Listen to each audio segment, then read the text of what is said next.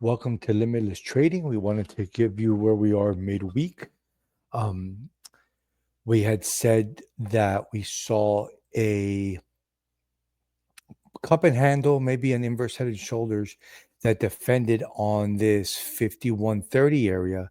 And we said that we saw dark pulls and divergences coming in. And in fact, we broke out into the 5253, rejected, based out at around 5221, which we had said on the daily was a support, ran up to 5328, bear trapped everybody. And then we got information from POTUS that we had said we knew he was going to back off Powell and everything else, and gapped up and ran all the way to about almost 5,500, exactly 5,500, and rejected. And now we're basing out, even though we have a gap up, the market is basing out at 5387, and looks like it wants to go ahead and back test the 5530 that we had said was the upper trend line. Gap fill the 5565 that we have from the gap down from several weeks ago. So what do we want to do here on the daily? We said again, if 5470 rejected, that's your put, but be careful and keep it tight.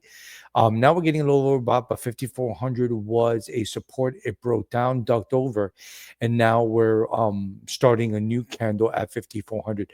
So it looks like the market is going to keep consolidating in this area and either break out and get the three wise men out at 5630, or come up here, reject, and maybe turn 5422 into support into FOMC. Again, one level at a time.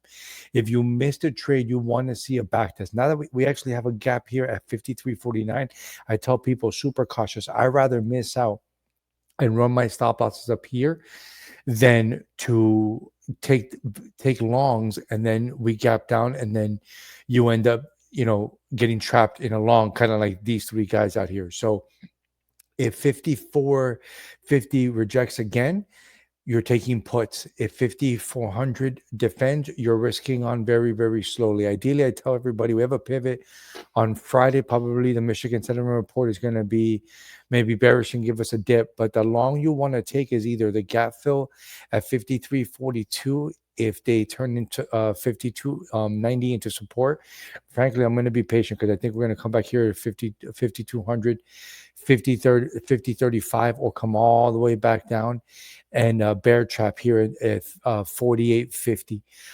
So again, we said take the long at 5212. It was a beautiful long if you took it with us because we saw the buying, so we knew that POTUS was going to back off some of the sentiment. Plus, he doesn't have the power to remove Powell. It would take an act of Congress or some clause. So, it's a lot of talking, a lot of being upset, but the market is moving based on that, right? So take your long if we defend 5,400, but keep it tight. If we break out of the 5,450 range, you're just running your stop loss all the way up to 5629, which is ultimately where I think the market wants to go to get these folks out before we continue to roll over. But seasonality says that from April to July, we were bullish with a little bit of a beatdown, possibly in May. If Powell doesn't cut rates, we can collapse, come back down again, then start running up because inflation is rolling over for now, even though it's going to spike up once all this tariff pricing that supposedly is being connected at the ports starts getting passed on to us as consumers. Again, ignoring the noise.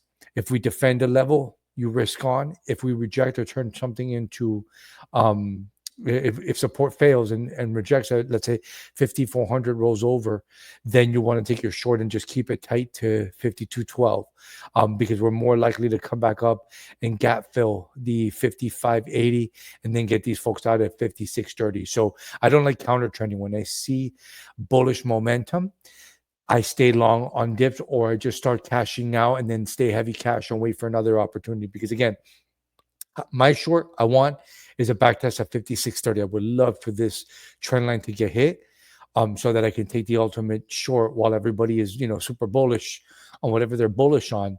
I want to get up here to be able to short again, back down. But one level at a time. Let a support either reject again and take your put, or if 5212 happens to hold this time, which I doubt, I think we're going to collapse and break down. I really want to be patient and see if 5035 holds, or just set an alert for 58 for something under 5900 and don't do anything. You're not required to trade every day or every other day. So far, we've taken only a few trades. We took these trades on here. We took this short.